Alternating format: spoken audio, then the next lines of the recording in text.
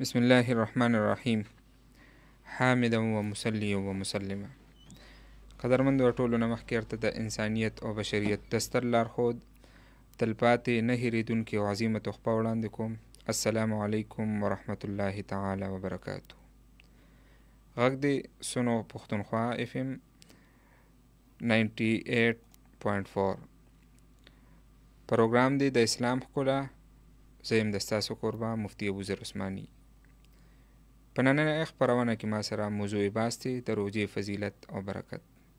بلکل قدرمندو، هم په دغه موضوع باندې او په دغه سرحد باندې به تاسو سره خبرې اترې کوو ټیک تر د 4 بجو پورې د روژې فضیلت او برکت، او ورسره تاسو هم زموږ د پروګرام ښکلا جوړېدلی شئ په دغه نمبر باندې 091 52 54 143.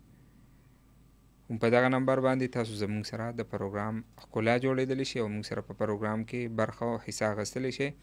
خو یاد دې وي چې په لایو کال باندې به هغه حضرات راځي چې څوک په دغه موضوع باندې څه نه څه معلومات لري، په دغه سرحد باندې څه نه څه د وینا جوګه وي، نو زموږ او د ستاسو دغه مزل دا به پای ته ورسي، او که نه صرف الیک سلیک وي او صرف سلام او کلام وي.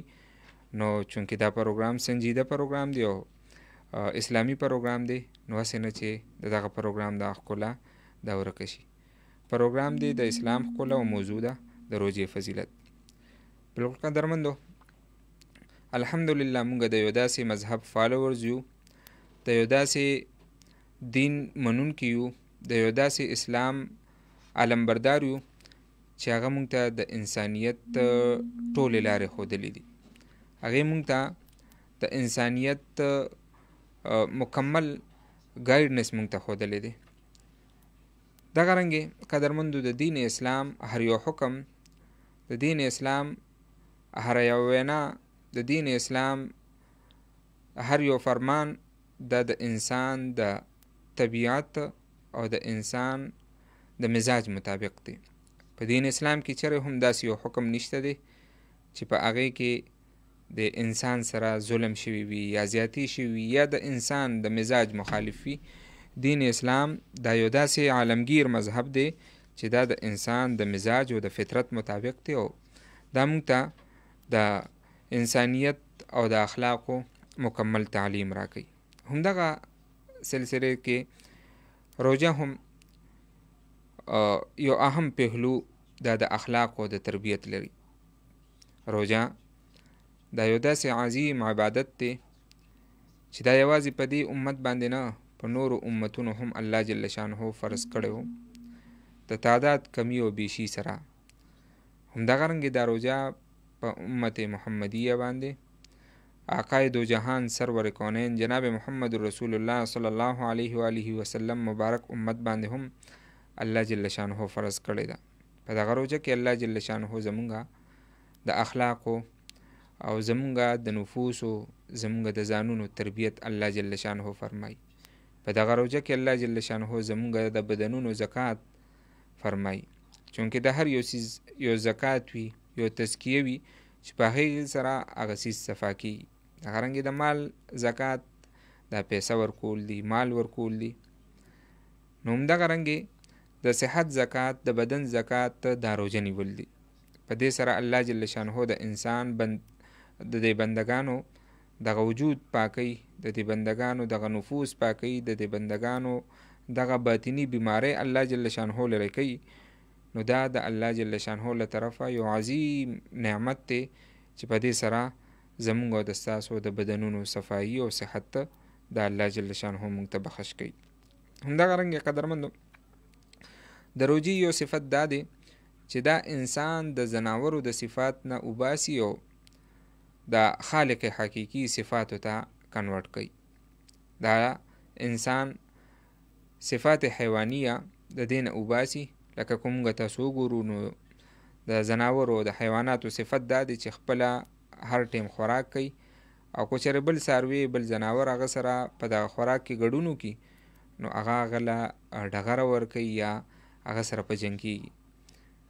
او د الله جل شانه صفاتو کې یو صفت دغه دی چې الله جل شانه په خپل خوراک نه کوي، په خپل اسکاک نه کوي، خو په خپل بندگانو او خپل بندگانو ته الله جل شانه خوراک هم ورکوي او اسکاک هم ورکوي. نو دا الله جل شانه د صفاتونه یو صفت دی، او کوم انسان چې د روزې اهتمام کوي نو هغه کې به صفات رحمانیه الله جل شانه راولي. د روزې یو اهم فضیلت دا دی چې دا روزه دا الله جل شانه په دې امت باندې یو ډېره خصوصي پرځونه فرمایلې ده. د دې روزې په برکت سره الله جل شانه د انسانانو تزکیه کوي، د انسانانو کې الله جل شانه تقوا ور نصیب کوي. او قرآن کې الله جل شانه فرمایي لعلکم تتقون. دا روزه ځکه په تاسو باندې فرض شوې ده چې شاید چې تاسو تقوا اختیار کړئ. تقوا ویل کېږي په خپل نفس باندې قابو راوستو ته. راځو قدرمندو، د روزې خو ډېر فضیلتونه دي، ډېر برکتونه دي، خو دغه اعتبار سره راځو چې معاشرتي توګه سره د روزې څه اثرات دي. د روزې معاشرتي اثرات په دغه باندې به خبرې اترې کوو. قدرمندو، روزه دا درس مساوات راکوي موږ ته، دا انسانانو ته د برابرۍ تعلیم ورکوي. موږ کو تاسو ګورو روزه کله چې د روزې عظیمه میاشت راشي نو په دې کې غریب هم روزه نیولې وي، امیر هم روزه نیولې وي، متوسط هم روزه نیولې وي. حال دا چې چا دغه کلمه ویلي چې لا اله الا الله محمد رسول الله او په هغه باندې نوره څه ستونزه بل څه تکلیف وغیره نه وي، نو په هغه باندې الله جل شانه روزه فرض کړې وي عاقل بالغ باندې. نو اوس په دغه عاقل او بالغ کې هیڅ قسمه تخصیص نه شو، بلکې الله جل شانه مونږ ته په دغه روزه کې د مساوات درس راکوي چې ګوره کو غریب دی هغه هم روزه نیولې ده، کو امیر دی هغه هم روزه نیولې ده، کو متوسط دی هغه هم روزه نیولې ده، کو نارینه ده هغه هم روزه نیولې ده، کو زنانه ده هغه هم روزه نیولې ده، کو ماشوم دی هغه هم روزه نیولې ده. بعضې ماشومان الله جل شانه ورله توفیق ورکړي او د مور پلار تربیت وي، نو په ماشومتوب کې هم د روزو اهتمام کوي. دا رنګ قدرمندو، دین اسلام زمونږ یو رشته قائمه کړې ده چې هغې ته ویل کېږي د اخوت رشته. الله جل شانه د دې ټولو انسانانو ترمنځ یو رشته قائمه کړې ده، او هغه رشته د اخوت او د بایچارګۍ رشته ده. هغه بایچارګي چې کله په یو ورور باندې څه تکلیف راشي، په یو ورور باندې څه مصیبت راشي، په یو ورور باندې څه ستونزه راشي، نو بل ورور به هغه سره په دغه تکلیف کې، په دغه مصیبت کې، په هغې کې به بالکل برابر شامل وي. نو دغه روزه د الله جل شانه مونږ ته د اخوت یو تعلیم په دې کې راکوي. او دغه رنګې معاشرتي یو اثر دا دی چې د روزهدار ته د دې خبرې احساس وشي چې ګوره پوره ورځ نهره تیرول، پوره ورځ خوراک نه کول، پوره ورځ کاک نه کول، دا څومره مشکل ترین کار دی. او دغه غریب بنده، دغه بیوسه بنده دا ټول کال خوراک او اسکاک نه کوي، نو دا څومره سخت او څومره عظیمه خبره ده. الله جل شانه مونږ ته دغه د غریبانو خلکو احساس راکوي په دې روزه کې چې دا غریب د غربت احساس دی. دا رمضان په دې کې انسان سره احساس کیږي چې دا غربت د څومره مشکل ترین کار دی، دا نهره څومره سخته او د تنده څومره سخته، په دې باندې قابو څومره سخته، دا څومره مشکل ترین کارونه دي، او په دې باندې الله جل شانه مونږ ته څومره لوی ثمرات راکوي. دغه رنګه قدرمندو، روزه دا مونږ ته یو معاشرتي تعلیم دغه هم راکوي چې دا مونږ د غیظ و غضب نه لږ کوي. روزه دا د اخوت میاشت ده، روزه دا د برکتونو میاشت ده، دا د عدل میاشت ده، دا د انصاف میاشت ده. روزه داسې میاشت ده چې په دې کې د انسان برداشت دا بالکل د 100% برابر وي، او چې کومه روزه کې انسان کې برداشت پیدا نشو، د کومې روزې د برکته په دغه انسان کې غیظ و غضب اونوته، د کمې روژې د برکته په دغه انسان کې د قهر او د غصې دغه جذبه ونوتله، نو یقینا دغه روژه په د باندې څه اثر نه کوي. خلاصه دا شوه چې دا روژه دا په انسان کې غیظ و غضب ختمی او په انسان کې قابو او برداشت راولي. د بده مرغه دغه روژې ته موږ یو غلط نوم ورکړی دی. کله چې موږ سره څوک خبرې سیوا کړي نو موږ ورته وایو چې خاموش شه زما روژه ده. کله چې زمونږ په خپل جذباتو باندې قابو نشي نو بیا موږ خلکو ته بدې ردې وایو، کنځلې کوو، رټو او کله ورته نازیبه الفاظ هم استعمالو، بلکې د غصې الفاظ هم استعمالو او باوجود د دې چې زمونږ روژه وي. نه قدرمندو، روژه د دې څیز نوم نه دی. روژه دا خو د اخلاص نوم دی، روژه دا د مساوات نوم دی، دا د عدل نوم دی، روژه دا د اخوت نوم دی، روژه دا په خپل غیظ و غضب باندې د برداشت نوم دی، روژه دا د برابرۍ نوم دی، روژه دا یو داسې عظیم نعمت دی، دا یو داسې عظیم عبادت دی چې په دې کې الله جل شانه د انسان دغه نفسانی بیماری، د انسان دغه دننۍ بیماری دا ختمی. او کنه د روژې د برکته هم تاکي غیظ و غضب ختم نشو، د روژې د برکته هم دستانه غصه اونه وتله، نو په دې خبره باندې دی انسان لره پوهېدل پکار دي چې یاره په دې روژه کې خو زمانه چرته څه کمې کوتاهۍ نه دي شوې، په دې روژه کې زمانه چرته د الله جل شانه نافرمانی خو نه ده شوې، په دې روژه کې چرته زمانه د عقاید جهان سرور کونین جناب محمد رسول الله صلی الله علیه و آله وسلم نافرمانی او داغه د فرامینو اطاعت گزاری چرته داغه روګردانی خو ما چرته نه ده کړې، نو بیا په دغه خبرو باندې موږ لره لږ شانتې افسوس پکار دی. دغه رنګه قدرمندو راځو د روژې طبي اثرات ته. میډیکل ساینس د روژې باره کې څه وایي او طب دا د روژې متعلق موږ ته څه تعلیمات راکوي. دا خبره خو بالکل واضحه ده. ګوره قدرمندو، په ابتدا د اسلام کې دا د شعر و شاعرۍ دور، په دې کې قدرمن انسان به هغه چې هغه به بهترینه شاعري ورتلله، قدردان انسان به هغه چې هغه به په شعر و شاعرۍ کې ډیر زیات ماهر او بیا دا قرآن عظیم الشان الله جل شانه نازلی او دا قرآن دا په داسې انداز کې نازلیږي چې دا خلکو دا خبره تسلیم کړه چې یقینا قرآن دا یو داسې عظیم الشان کلام دی چې په دې کې هر یو لفظ مقفع و مسجع دی، په دې کې هر یو لفظ بل لفظ سره مربوط دی، ربط شوی دی، او په دې کې یو لفظ هم د بل ربط سره د بل لفظ سره غیر مربوط او غیر کټ شوی نه دی. نو په دغه دور کې هم دین اسلام خپل ځان ثابت کړو او دا خلکه په دې خبره باندې تسلیم شو چې یقینا قرآن دا په دې دور کې د ټولو نه بهترین کلام دی او د دې کلام په شانتې بل کلام اوسه پورې چا نه دی راوړی. قرآن هر یو آیات چې موږ راخلو نو دا بالکل مقفع و مسجع وي. الله جل شانه په قرآن لم یزل کې فرمای اعوذ بالله من الشیطان الرجیم والضحى واللیل اذا سجى ما ودعك ربك وما قلى. بل صورت تکوگو الم نشرح لك صدرك ووضعنا عنك وزرك الذي انقض ظهرك ورفعنا لك ذكرك. بل صورت تکوگو قل اعوذ برب الناس ملك الناس اله الناس. عرض دا قدرمندو چې قرآن بالکل مقفع مسجع دی او په دغه د شعر و شاعرۍ په دې دور کې هم قرآن خپل ځان او دین اسلام خپل ځان ثابت کړی دی چې دا یو بهترین کلام او یو بهترین دین دی. دغه رنګه قدرمند وروسته دور دا د معجزاتو دور راځي. په دغه دور کې هم دین اسلام او قرآن عظیم الشان خپل ځان ثابت کړی دی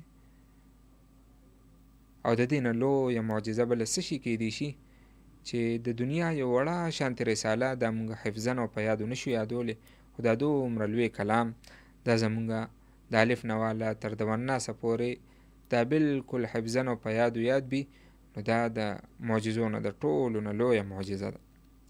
اوس قدرمندو دور دا د ساینس دور دی، د ټکنالوژۍ دور دی او په دې دور کې هم دین اسلام خپل ځان ثابت کړی.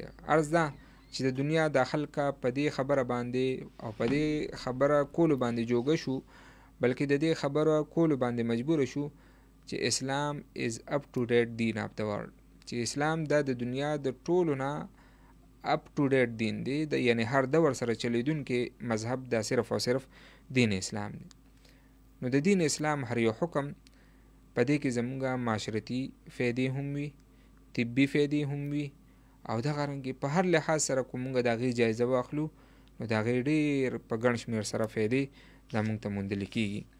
راځو قدرمندو د دین اسلام د دغه حکم د روژې د دغه حکم طبي اثراتو ته میډیکل ساینس ترو سره، چې میډیکل ساینس د روژې متعلق مونږ ته څه تعلیم راکوي.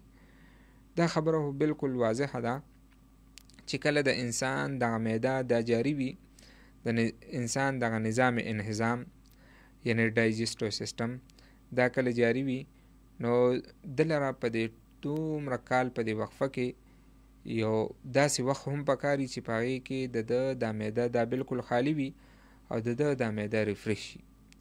دغه روژه د روژې د عظیمه میاشته دا یو داسې برکتي میاشت ده چې دا د انسان د ډایجسټو سیستم یعنی نظام انهضام په دې کې ډېر لوی اثر اچي. او کم خلک چې روژه ونیسي نو یقینا هغوی ته به د خپل صحت اندازه لګي، بلکې د دغه ځای څه خلک مسلمانان د په ابتدا کې امریکا ته تلي او کله چې د روژې میاشت پرې راغله نو هغوی روژه نیوله. دغه خلکو ته تپوس کوي چې یاره تاسو دا روژه څنګه روژه نیسئ، سهار نه واله تر د ماښامه پورې خوراک څښاک نه کوئ، دا څه عمل تاسو کوئ؟ مسلمانان ورته وایي چې یاره دا خو روژه ده او دا د الله جل شانه حکم دی او د نبی کریم صلی الله علیه و آله وسلم مبارکه طریقه ده او په موږ باندې فرض دی. بیا دغه ساینسدانانو په دې رمضان باندې او په دې روژه باندې بیا تحقیق وکړ، ریسرچ وکړ او د ډېر تحقیق او ریسرچ نه پس دغه نتیجې ته راورسېدل چې یقینا روژه دا یو داسې بهترین عمل دی چې څوک د دې روژې اهتمام کوي نو چرې به هم دغه انسان دته جسمانی بیماری او داسې بیماری چې هغه لا علاج بیماری وي، نن سبا داسې بیماری دا نمودار شوي دي چې یقینا د هغې علاج دا ډېر زیات په مشکله سره کېږي او لا علاجه مرضونه دا نن سبا دغه نړۍ ته او دغه چارپیچل ته راغلي دي. نو نبی کریم صلی الله علیه و آله وسلم فرمان هم دی چې دا روژه دا د انسان تزکیه کوي، د انسان د وجود صفایی کوي. نو د دغه په ذریعې سره چې کوم لا علاج بیماری وي د هغې شفا کامله عاجله مستمره ده، دغه روژې په برکت سره به الله جل شانه دغه بنده ته ورکوي. دغه رنګې د اکسفورډ یو لوی ساینټسټ و، هغه د رمضان المبارک په دغه میاشت باندې تحقیق وکړ، ریسرچ وکړ. هغه وایي چې زما په مریضانو کې او زما په پیشنټ کې د بلډ پریشر او د شوګر مریضان دا ډېر زیات په کثرت سره ملاوېدل او ډېر په ګڼ تعداد سره به زما مریضان د بلډ پریشر او د شوګر شکارو. نو ما په دې باندې مختلف تحقیقات او مختلف ریسرچ شروع کړلې او بالاخره زه دې ته ورسېدم چې یاره کم مریض 24 غنټې یا د ورځ د ابتدا نه واله تر د ورځ د انتها پورې، د ورځ د شروع کېدو نه واله تر د ورځ د ختمېدو پورې نهره تېره کړي نو ده ته څه ناڅه فایده او څه ناڅه د ده په دغه مرض کې په دغه بیمارۍ کې څه ناڅه فاقه راځي. نو بیا به په دغه بیمارانو باندې د روژې دغه ریاکسل شروع کړه، د روژې دغه تجربه مې پې شروع کړله. کله چې د سحر نه واله تر د ماښامه پورې دغه مریضانو څه خوراک ونه کړو، د هغوی په دغه وجود کې او د هغوی په دغه صحتمندۍ کې څه نه څه تبدیلي راغلې وه. او بیا دغه خوراک او څښاک بندول دا پې ما یو میاشته پورې اپلای کړل. نو اکثر مریضان پکې داسې وو چې هغوی ته بالکل د بلډ پریشر او د شوګر مرض اړو لګېدلی هم نه و. نو دا قدرمندو دا د روژې برکات او ثمرات دي.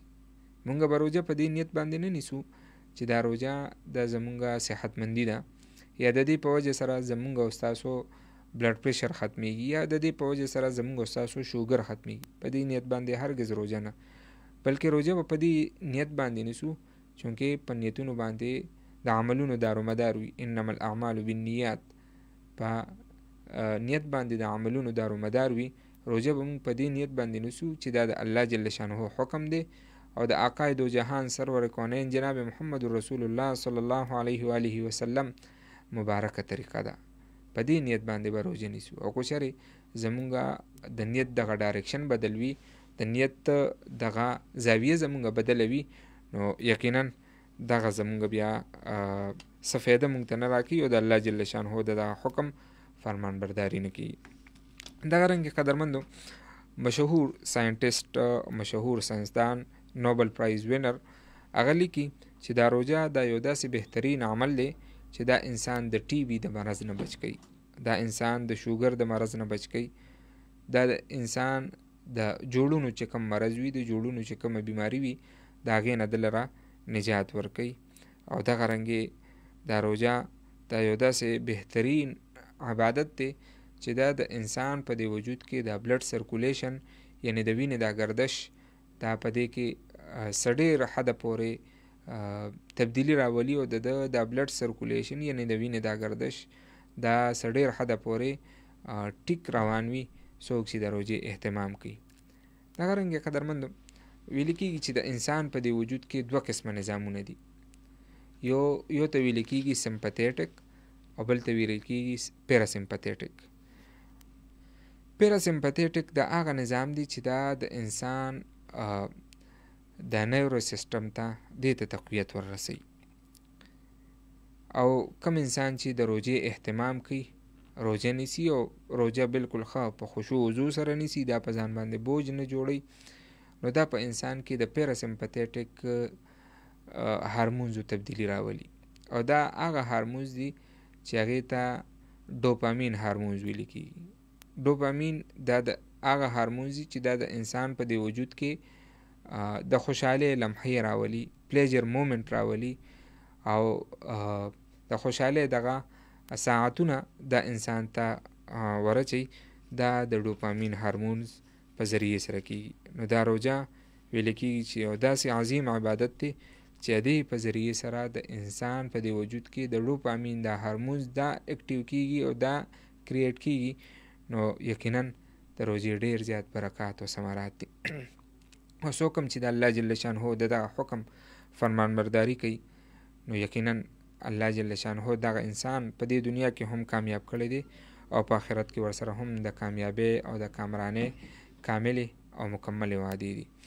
قدرمندو زموږ پروګرام به دوامدار وي ټیک تر د 4 بجو پورې، او تر د 4 بجو پورې تاسو مونږ سره په پروګرام کې حصہ او برخه اخیستلی شئ په 091 5254 143 باندې. د پروګرام نوم دی د اسلام ښکلا او موضوع ده د روژې فضیلت او برکت. راځو قدرمندو د روژې فضایلو ته چې روژه زمونږ په دې ژوند کې څه تبدیلی راولي دا خو تاسو وویلې. ورسره د روژې معاشرتي کمې خوبیانې دا هم تاسو واورېدل. دې سره راځو چې د روژې فضیلت څه دی. دا مونږ چې دومره د سحر نه واله تر د ماښامه پورې په ځان باندې سخته تېرو، په ځان باندې مشکل تېرو، نو د دې په عوض کې الله جل شانه به مونږ ته څه راکوي، الله جل شانه نه به مونږ څه توقع ساتو د دې په عوض کې. نو ویل کېږي چې دا روژه یو داسې عظیم عبادت دی چې د دې چې کوم اجر دی، د دې چې کوم ثواب دی، دا الله جل شانه په خپله ورکوي. بعضې عملونه داسې دي چې د هغې اجر او ثواب د فرشتو په ذریعې سره، یا د هغې اجر او ثواب داسې وي چې فلانکي ته به دومره نیکۍ میلاویږي، دومره بدۍ به د کمیږي، نو د هغه دغه عمل دا بالکل هایلایټ وي او معلوم وي چې یاره دا روژه دا داسې عمل دی چې په دې کې الله جل شانه د انسان چې کوم عملونه دي د دې بدله او د دې اجر الله جل شانه په خپله ختمي، او الله جل شانه د دې عوضونه دغه انسان ته ورکوي چې کوم انسان دغه روژې اهتمام کوي. نو په دنیا کې مونږ یو نیک عمل وکړو او مونږ ته یو کس ووایي چې د دې بدله او د دې اجر به زه در کومه، نو مونږ څومره خوشاله وي چې یاره فلانکي خان به مونږ له اجر راکوي، فلانکي خان به مونږ له بدله راکوي، یا ملک صاحب به مونږ له بدله راکوي، یا خان صاحب به مونږ له بدله راکوي، او په هغې باندې مونږ څومره مطمئن وو. او ویل کېږي چې د حضرت عثمان غني رضی الله تعالی عنه کور ته یو زنانه ورغله، او هغه زنانه عثمان غني رضی الله عنه ته فرمایي چې ماله لږ شانتي شات راکړه، یو ځان سره یو پیاله وړې وه چې په دې پیاله کې ماله لږ شانتي شات راکړه. نو عثمان رضی الله عنه کور ته دننه شو او پوره غټه مشکیزه دا یې ورله د شاتو ورکړله. نو هغه بوډۍ ډېره زیاته حیرانه شوله او عثمان رضی الله عنه ته وایي چې یاره ما خو ستا نه دا وړه شانتي پیالې شهادت غوښتي دي او تا دا پوره غټه مشکیزه ماله راکړله، د دې څه وجه ده؟ نو عثمان رضی الله عنه ورله یو تاریخي جواب ورکړی دی چې تا د خپل وس مطابق وغوښتله او ما د خپل حیثیت مطابق تعالی درکړله. نو زمونږ وس دقه و چې مونږ روژه ونیوله، الله جل شانه به د خپل حیثیت مطابق مونږ له د دې بدل او د دې اجر راکوي. نو د دې وجې نه الله جل شانه فرمایي چې الصوم لی و انا اجزي به، چې دا روژه دا زما دپاره ده او یقینا دا بالکل د الله جل شانه دپاره ده. په روژه کې هیڅ قسمه ریاکاري نه راځي، په روژه کې هیڅ قسمه دکاوه نه راځي، په روژه کې هیڅ قسمه بل ته ځان ښودنه نه راځي. دا بالکل صرف او صرف د الله او د بنده ترمنځ یو نسبت دی، یو تعلق دی. یعنې که مونږ وګورو زه صحیح د بهر به څوک خوراک ونه کړي، خو کور ته خپلې کمرې ته چې دننه شي نو هلته خو هېڅوک هم نه وي، او بیا دته تنده لګېدلې وي او په کمره کې فریزر هم وي او یخې اوبه هم وي، او دې دغه اوبو نه ګوټ نه کوي، صرف او صرف د الله جل شانه د یرې نه. حالانکې دغلته بندگان هیڅوک هم نشته، دغلته نور هیڅوک هم نشته دی، صرف دی او دا د رب دی، او د دقه رب د یرې نه دی خوراک نه کوي، د دغه رب د یرې نه دی سکاک نه کوي. نو په دې باندې به الله جل شانه دته څومره لوی عمل ورکوي. دغه لنګې د روژه ماتي وخته مونږ وګورو څومره ډېر خوراکونه، څومره ډېر طعامونه مونږ ته پراته وي او مونږ خوراکونه کوو، سکاک کوو، او چې کله الله اکبر نه ویلې شوي نو څوک هم دغه درستخان له ګوتې نه وړي، څوک هم د دغه درستخان نه د خوراک او د سکاک څه څیز نه روچتوي. دا ولې؟ دا ځکه چې د الله جل شانه حکم نه وي شوي. د دې وجې نه الله جل شانه فرمایي الصوم لی و انا اجزي به، چې دا روژه د زما دپاره ده او زه به هم د دې بدله د انسان ته ورکوم. او بل ځای کې حدیث مبارک کې راځي چې زه و انا اجزا به، چې دا روژه د زما دپاره ده او زه د دې روژهدار دپاره کافي کېږم. دا ویل کېږي چې باچا اعلان وکړه، ډېر زیات خوشحاله و چې څوک زما نه نن څه وغواړي نو زه به ورله ورکوم.